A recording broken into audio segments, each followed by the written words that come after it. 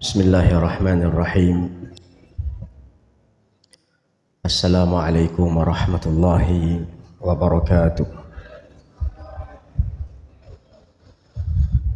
Alhamdulillahi rabbil alamin, arrahmanir rahim, maliki yaumiddin, iyyaka na'budu wa iyyaka nasta'in.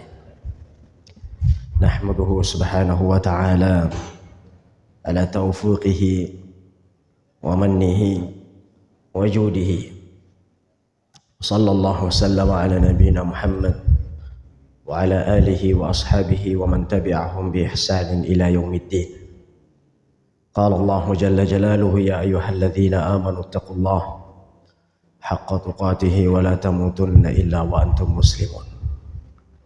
Wa qala ya ayyuhan nas اتقوا ربكم الذي خلقكم من نفس واحدة وخلق منها زوجها وبث منهما رجالا كثيرا ونساء واتقوا الله الذي تساءلون به والأرحام إن الله كان عليكم رقيبا. وقال يا أيها الذين آمنوا اتقوا الله وقولوا قولا سديدا يصلح لكم أعمالكم ويغفر لكم ذنوبكم ومن يطع الله ورسوله فقد فاز فوزا عظيما. أما بعد فإن أصدق الحديث كلام الله وخير الهدي هدى محمد صلى الله عليه وسلم وشر الأمور محدثاتها فإن كل محدثة بدعة وكل بدعة ضلالة وكل ضلالة في النار. نسأل الله تعالى السلامة والعافية.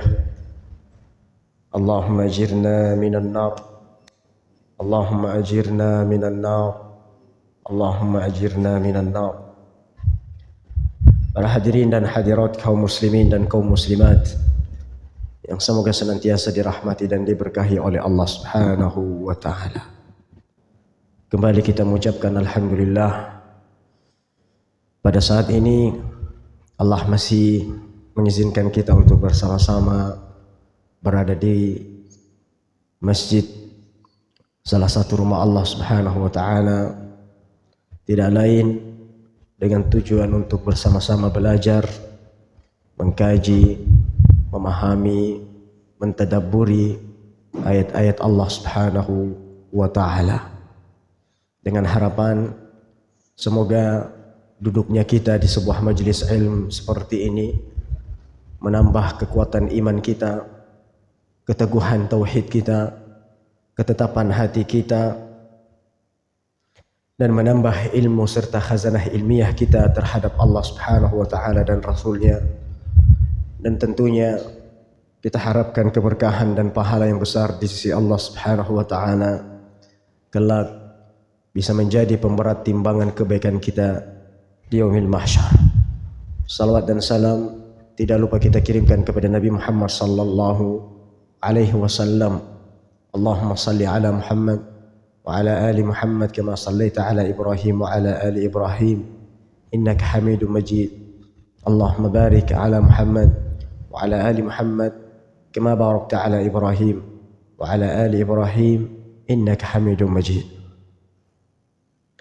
Saudara-saudariku yang saya cintai karena Allah Subhanahu wa taala, pada malam hari ini kita akan lanjutkan pembahasan kitab Mukhtasar Minhajul Qasidin yang ditulis oleh Al-Imam Ibnu Qudamah Al-Maqdisi.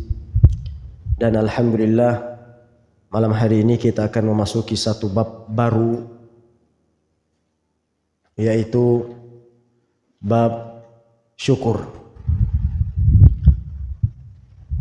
Hakikat bersyukur dan keutamaannya, serta mengingat nikmat Allah dan bagian-bagiannya dan hal-hal yang berkaitan dengannya.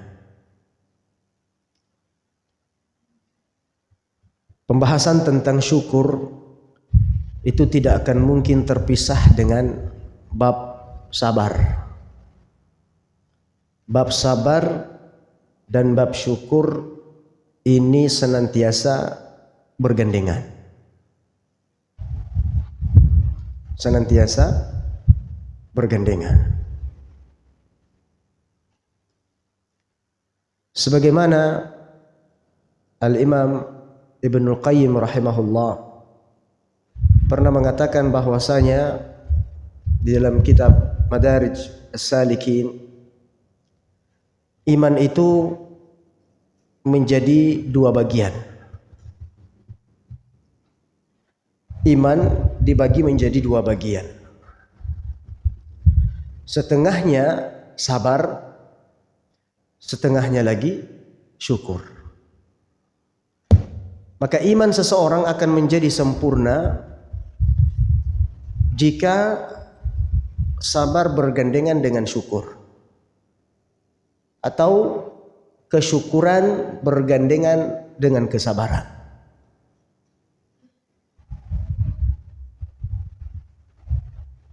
Oleh karenanya di dalam Al-Quran disebutkan di dalam 4 ayat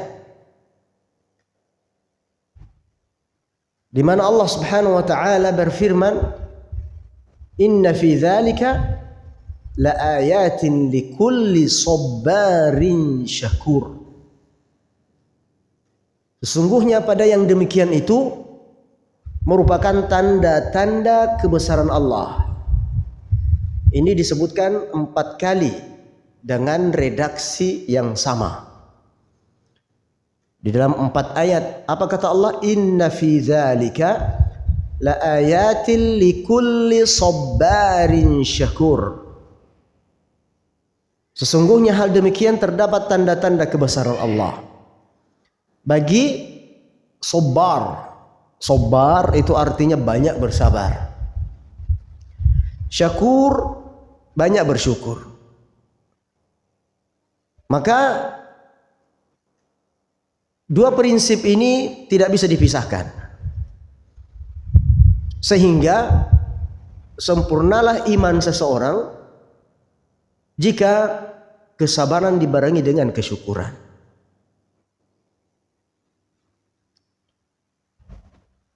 Dan pada dasarnya kehidupan kita di dunia ini hanya ada dua ini. Hanya pada dua hal ini kehidupan kita di dunia ini. Kalau enggak dituntut bersabar, maka harus dituntut bersyukur.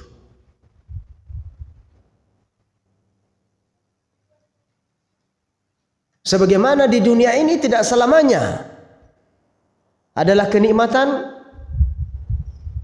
maka dituntut untuk bersabar. Dan juga tidak selamanya ujian, maka dituntut untuk bersyukur. Sehingga beberapa ulama mengatakan ada 3 kunci kebahagiaan.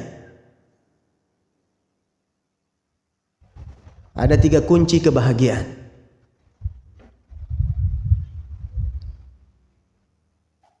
Siapa yang mengamalkan ibadah ini, maka dia akan bahagia. Siapa yang mengamalkan ibadah ini, maka dia akan bahagia. Yang pertama, idza u'tiya syakara. Kunci yang pertama adalah ketika diberikan nikmat oleh Allah,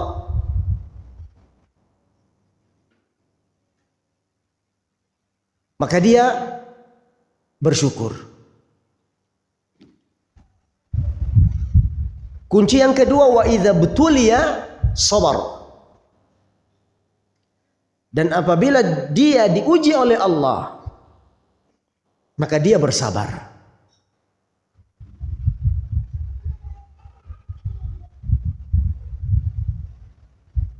Yang ketiga, wa idza aznaba istaghfara.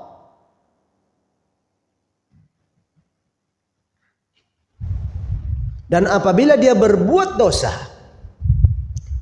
maka dia beristighfar.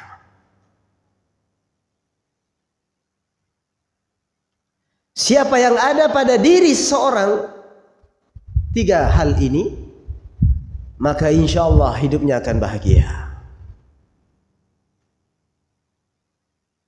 Idza btuliya atau idza u'tiya syakar, apabila dia dikasih maka dia bersyukur. Wa idza btuliya sabar, apabila dia diuji maka dia akan bersabar. Wa idza aznaba istaghfara, dan apabila dia berdosa, berbuat kesalahan, maka senantiasa dia kembali kepada Allah Subhanahu wa taala.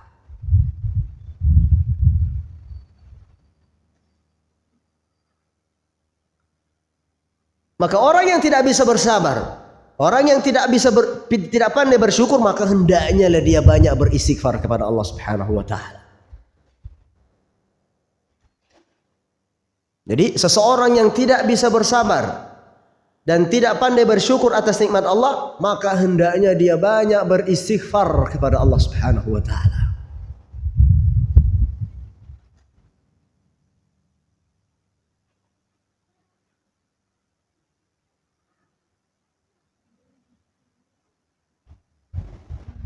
Karena Allah Subhanahu wa taala menegaskan di dalam Al-Qur'an, di dalam beberapa ayat Allah menjelaskan bahwasanya sedikit sekali hamba-hambanya yang bersyukur. Sedikit. Maka yang seharusnya menjadi pertanyaan buat kita semuanya, apakah kita termasuk dari yang sedikit ini? Sudahkah kita yang termasuk dari sedikit yang bersyukur kepada Allah Subhanahu wa taala?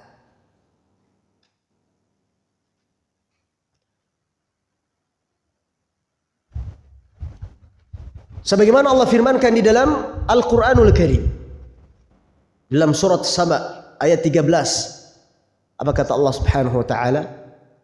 Wa qalilum min ibadiyasy syakur. Dan sedikit sekali hambaku yang bersyukur.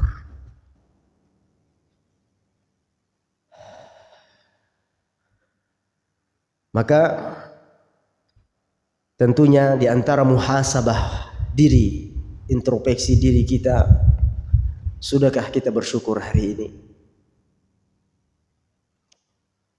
Sudahkah kita bersyukur kepada Allah Subhanahu wa taala hari ini?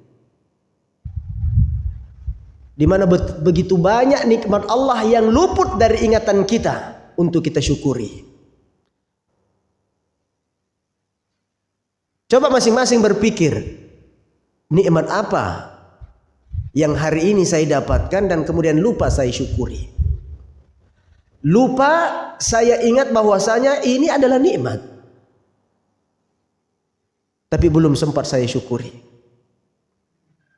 Nikmat mata, sehat, nafas, pendengaran, penciuman, rasa, bisa berbicara. Terlalu banyak kalau kita mau sebutkan. Terlalu banyak kalau kita mau sebutkan. Maka di antara penawar dari semua itu adalah hendaknya kita banyak beristighfar.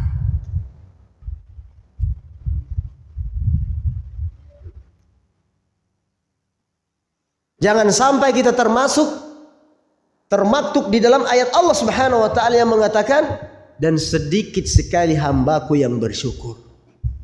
Sebagaimana dalam surat Saba yang kita bacakan tadi di dalam ayat ke-13.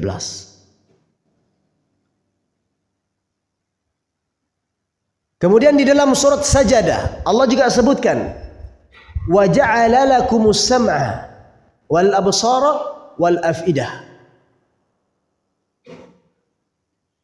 wa qalilum ma tashkurun.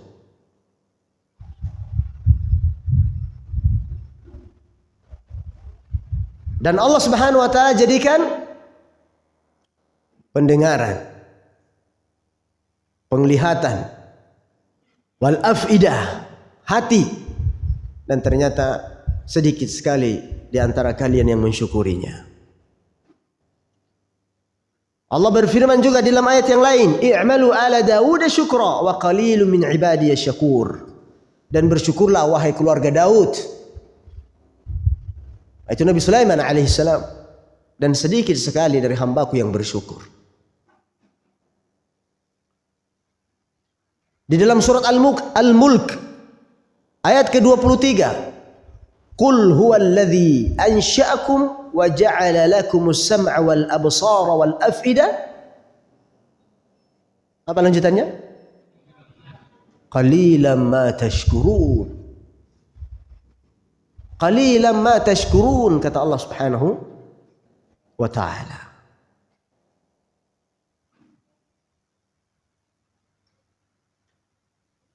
Kemudian ikhwatal iman yang dirahmati Allah Subhanahu wa ta'ala,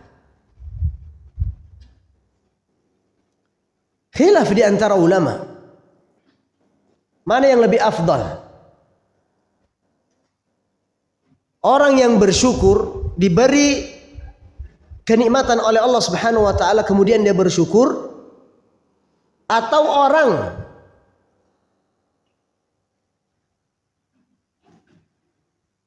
yang diuji dengan kemiskinan kemudian dia bersabar?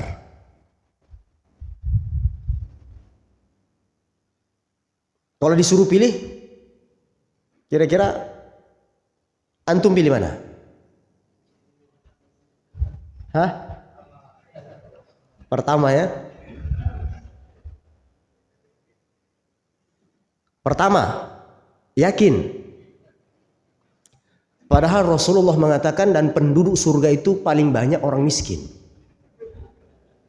Masih mau milih yang pertama? Hah? Saya tanya lagi. Mau pilih yang pertama atau yang kedua? Sudah mulai ragu. Alhamdulillah. Pilih jadi orang kaya tapi bersyukur, atau jadi orang miskin tapi bersabar. Ulama sendiri berbeda pendapat, sebagaimana kita di sini berbeda pendapat. Namun perkataan Imam Ibnu Taimiyah rahimahullah mengatakan yang paling mulia di antara mereka adalah yang paling mendekatkan diri kepada Allah Subhanahu wa taala. Yang kaya, dia dekat dengan Allah Subhanahu wa taala dengan kekayaannya. Yang miskin pun dia dekat kepada Allah Subhanahu wa taala dengan ujian Allah Subhanahu wa taala terhadapnya. Maka ikhwatal iman yang dirahmati Allah Subhanahu wa taala, tapi fitrahnya manusia wajar memilih yang pertama. Betul tidak? Fitrah manusiawi sekali. Wa tuhibbunal mala. Siapa yang tahu ayatnya? Wa tuhibbunal mala hubban jamma. Surat apa ini?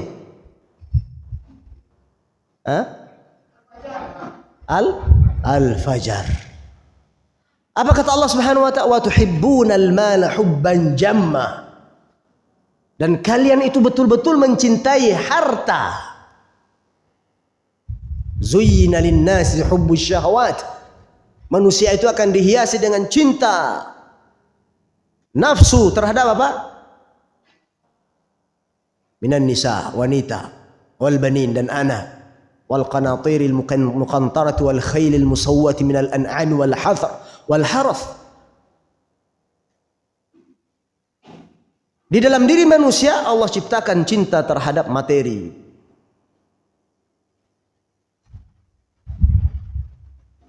Maka manusiawi kalau orang memilih yang pertama. Ya, tapi kan kita nggak bisa memilih. Sayangnya kita nggak bisa memilih. Pilihan kita tetap berada di atas pilihannya Allah Subhanahu wa taala. Wa ma tasyauna illa ayyasha Allahu rabbul alamin. Wa ma tasyauna illa ayyasha Allah innallaha kana aliman hakima, di dalam surat Al-Insan.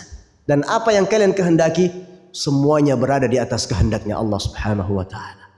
Dan Allah aliman hakima, maha mengetahui dan maha bijaksana.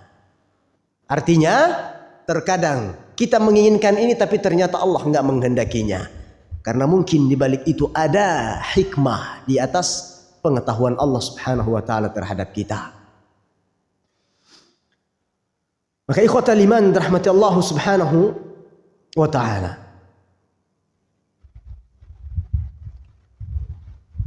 namun ada juga yang mengatakan orang yang diuji kemiskinan kemudian dia bersabar itu lebih mulia.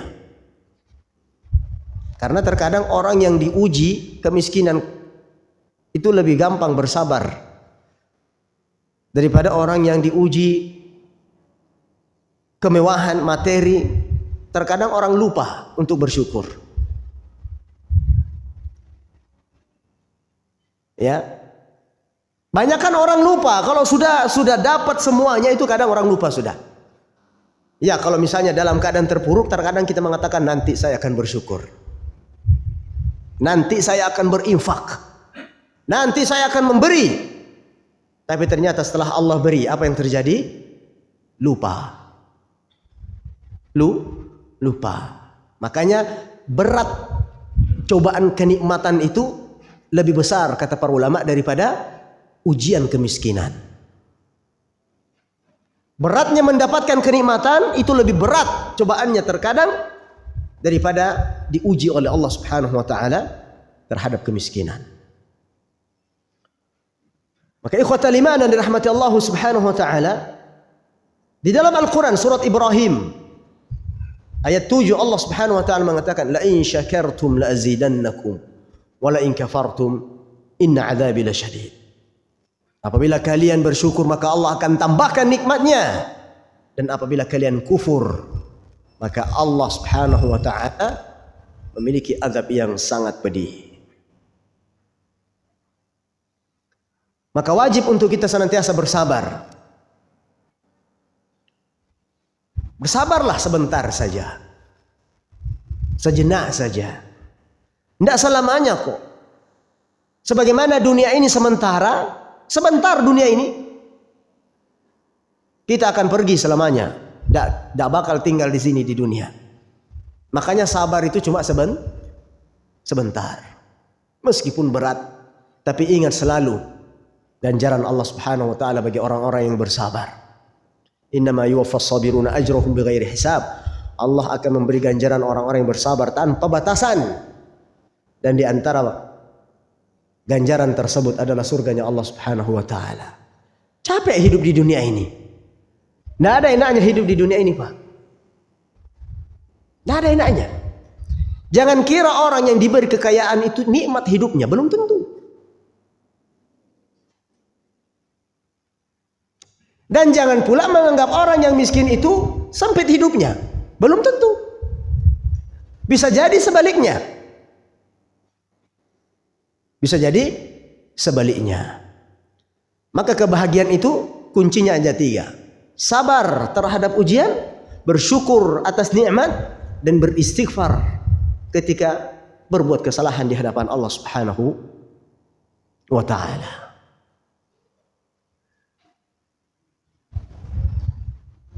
Maka tahanlah sebentar. Tahanlah sejenak, bersabarlah karena kita enggak selamanya di dunia ini. Dan minta ketetapan hati kepada Allah Subhanahu wa taala. Ya muqallibal qulub, tsabbit qalbi ala dinik. Allahumma afrigh alayya sabra. Ya Allah, cucurkanlah curahan kesabaran kepadaku ya Allah. Wa tsabbit aqdamana, dan kokohkan pijakan kami. Kuatkan pendirian kami di atas Islam, iman, tauhid, sunnah. Wansurna 'alal qaumil kafirin, dan bantu kami terhadap dari orang-orang kafir. Maka jangan lupa untuk senantiasa berdoa. Sebagaimana Rasulullah SAW menyampaikan sebuah wasiat kepada salah seorang sahabat, Mu'adz bin Jabal. Apa kata Rasulullah SAW? Wahai Mu'adz, sungguh aku mencintaimu. Maka jangan pernah engkau lupakan untuk berdoa. Allahumma a'inni ala dzikrika wa syukrika wa husni ibadatika.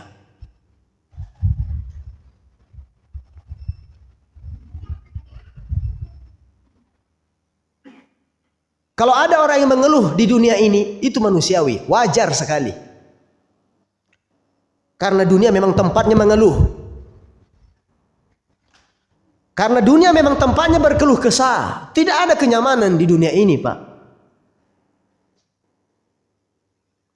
Meskipun kalau nyaman, itu sejenak saja. Semu itu semuanya.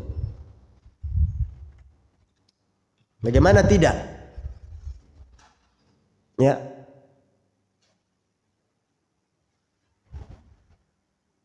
Orang diberi kekayaan, ternyata tidak sedikit orang yang kaya tidak bisa menikmati kekayaannya. Tersiksa atau tidak? Sangat tersiksa. Lebih tersiksa daripada orang miskin nggak punya, kemudian dia tidak bisa menikmatinya.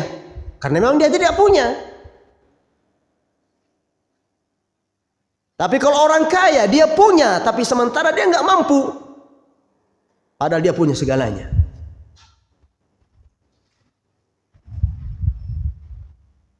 Tetap nggak nyaman. Tetap susah. Ya. Banyak orang kaya yang punya materi, Masya Allah. Ya. Tapi ternyata tidak bisa memakan makanan tertentu. Betul? Kalau sudah di umur 50-60, hati-hati Pak. Kolesterol. Padahal dia kalau misalnya mau beli udang, mungkin satu kampung bisa dia belikan semua itu. Punya uang, punya harta. Tapi nggak berani dia nikmati. Coba bayangkan, nggak berani, tersiksa dia.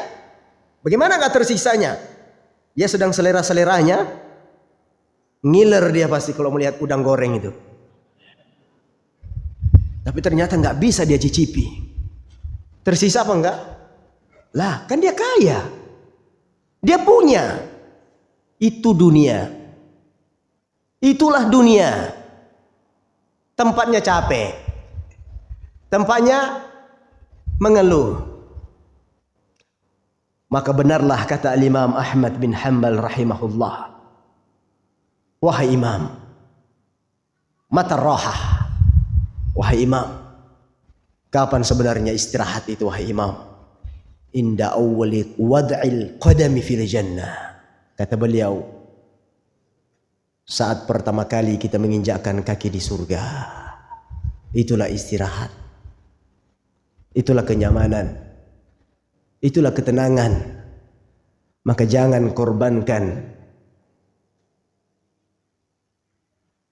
surga hanya untuk waktu yang sejenak ini. Jangan sia-siakan waktu di dunia ini demi mengharapkan dan mendapatkan anugerah terbesar dari Allah Subhanahu wa taala, itu surganya Allah Subhanahu wa taala. Dan itu semuanya perlu sabar dan perlu syukur kepada Allah Subhanahu wa taala. Maka Allah Subhanahu wa taala jelas mengatakan di dalam Al-Quran, dalam surat Al-A'raf, wala tajidu aktsarahum syakirin. Dan di antara visi misinya iblis dan setan di dunia ini adalah bagaimana menggelincirkan hamba-hamba Allah untuk tidak menjadi orang-orang yang bersyukur. Sungguh kami akan datangi mereka dari depan dan dari belakang, dari kanan dan dari kiri. Wala tajidu, kata iblis. Kata iblis kepada Allah Subhanahu wa taala, wala tajidu aktsarahum syakirin. Dan engkau tidak akan mendapatkan dari mereka banyak yang bersyukur. Artinya sedikit sekali yang bersyukur. Maka ikhwatal iman yang dirahmati Allah Subhanahu wa taala, tidak ada sosok yang paling pantas untuk kita contoh di dalam bersyukur kecuali Rasulullah sallallahu alaihi wasallam. Sosok manusia yang paling pantas untuk kita tiru di dalam bersyukur. Bagaimana bentuk kesyukurannya Rasulullah sallallahu alaihi wasallam? Beliau sudah dijamin masuk surga. sudah dijamin masuk surga dan tidak akan pernah terbuka surga itu kecuali Rasulullah sallallahu alaihi wasallam pertama kali yang akan membukanya. Telah diampuni dosa-dosanya yang telah lalu dan yang akan datang. Namun bagaimana dia mengapresiasi, bagaimana dia mengaplikasikan bentuk syukurnya dia kepada Rabb-nya.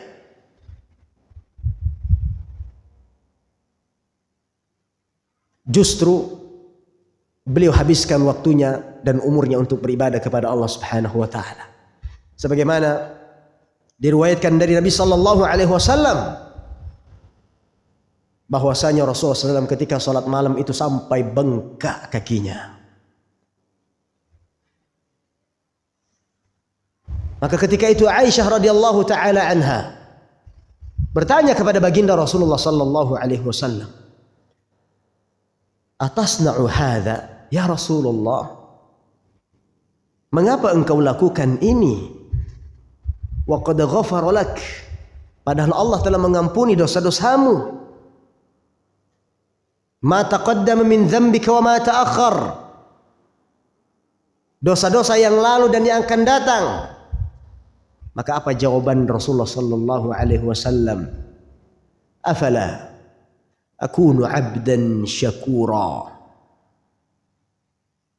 Maka apakah aku tidak ingin menjadi hamba Allah Subhanahu wa taala yang banyak bersyukur?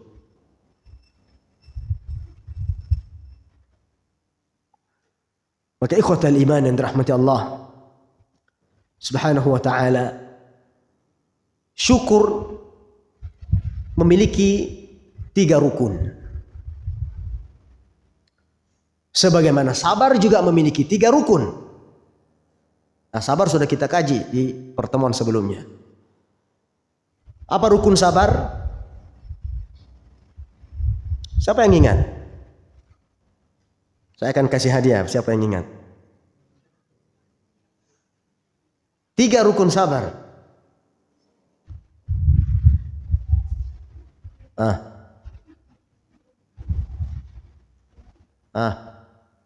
Nggak ada?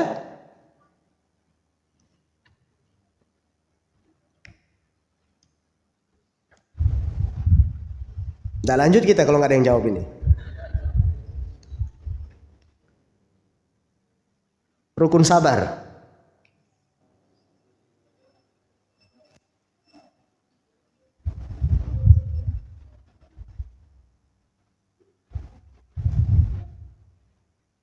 Belum.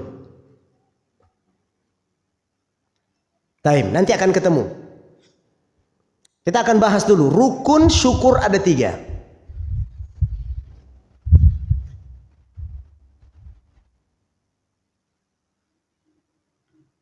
Yang pertama adalah bersyukur dengan hati. Bersyukur dengan hati. Apa maksudnya?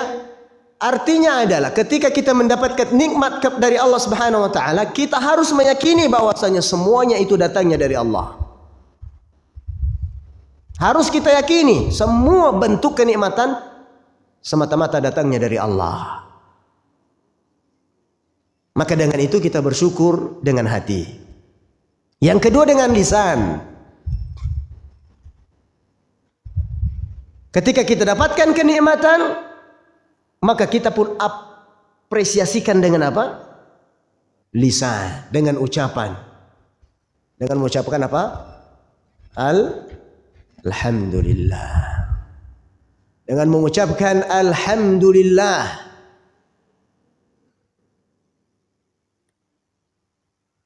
Pernah diriwayatkan bahwasanya seorang laki-laki mengucapkan salam kepada Umar bin Khattab radhiyallahu taala anhu. Maka Umar menjawab salamnya. Kemudian Umar bertanya kepadanya, "Bagaimana kabarmu pagi ini?" Maka orang itu pun menjawab, "Saya memuji Allah Subhanahu wa taala."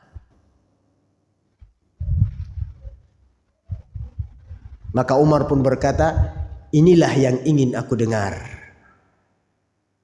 Inilah yang ingin aku dengar. Artinya seseorang senantiasa mengucapkan puja dan puji syukurnya kepada Allah Subhanahu wa taala, mengucapkan kalimat tahmid sebagai bentuk syukurnya seseorang kepada Allah Subhanahu wa taala. Maka kalau ditanya bagaimana kabarnya? Apa kabar, akhi? Apa jawabannya? Alhamdulillah. Bukan menjawab, pening kepala. Bukan begitu cara jawabnya, Pak. Mukmin enggak begitu cara menjawabnya. Kalau ketika ditanya, akhi gimana kabarnya? Pusing kepala nih. Kacau. Bukan begitu cara menjawab ketika ditanya bagaimana kabarmu. Apa yang harus diucapkan? Alhamdulillah. Kenapa alhamdulillah? Karena banyak sekali nikmat yang Allah pantas untuk kita syukuri. Mungkin ada beberapa hal yang tidak kita inginkan pada hari itu, tapi jangan lupa nikmat Allah masih terlalu besar kepada kita dibandingkan hal-hal yang tidak kita inginkan.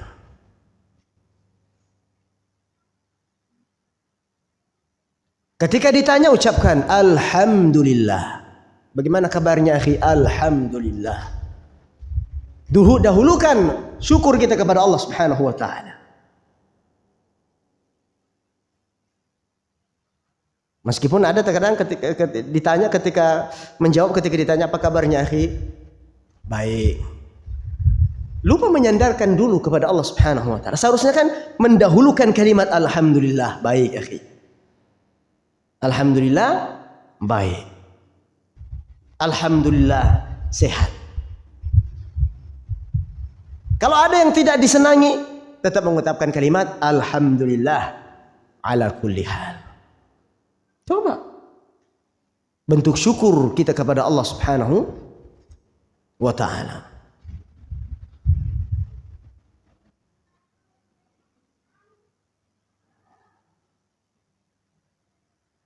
Abu Abdurrahman Al-Hubuli rahimahullahu berkata, bila seseorang laki-laki mengucapkan salam kepada saudaranya dan dia bertanya kepadanya, apa kabarmu?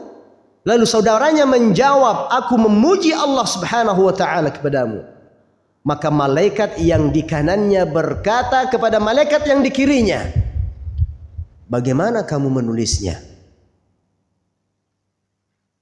Dia menjawab, aku menulisnya termasuk orang-orang yang memuji Allah Subhanahu wa taala.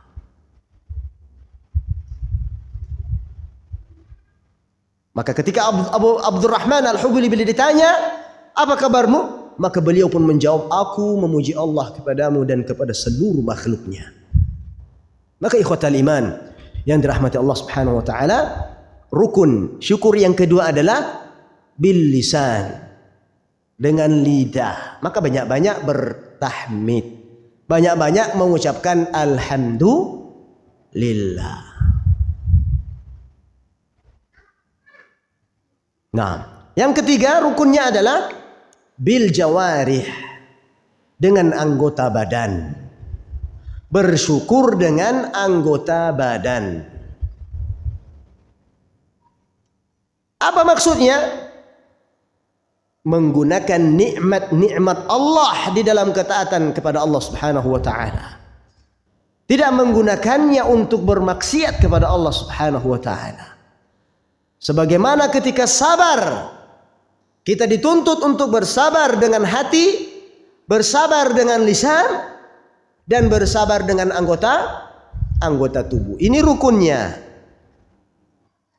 Dengan hati, dengan lisan, dan anggota tubuh.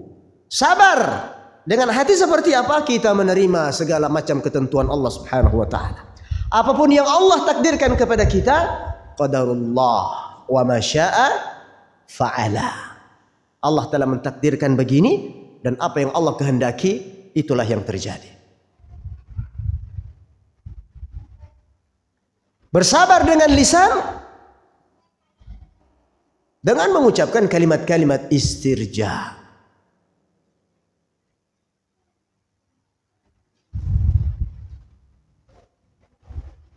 dan mengucapkan kalimat-kalimat yang baik, tidak dengan kalimat yang mendatangkan murka Allah, tidak dengan kalimat yang menjurus kepada bencinya kita kepada takdir Allah Subhanahu wa taala. Ketika diuji, aduh, dasar sial memang. Hai, takdir memang kejam.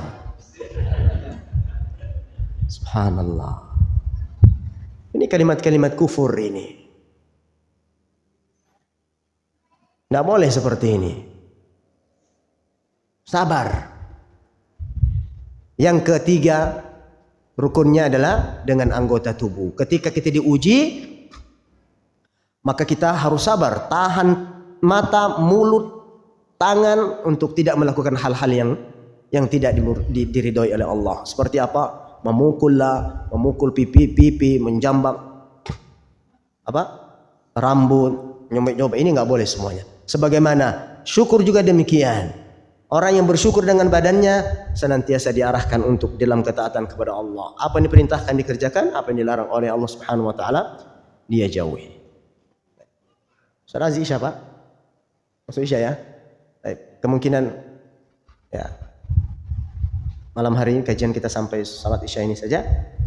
Karena sesuatu hal, mudah-mudahan Allah panjangkan umur kita dan sehatkan badan kita, dan kita bisa terus beribadah dan bertaqarrub kepada Allah, dan semoga Allah Subhanahu wa taala kembali menjumpakan kita pada pertemuan yang akan datang. Yang benar datangnya dari Allah, yang salah datangnya pribadi. Kepada Allah kita beristighfar. Subhanakallahumma wa bihamdik, asyhadu an la ilaha illa anta, astaghfiruka wa atubu ilaik. Assalamualaikum warahmatullahi wabarakatuh.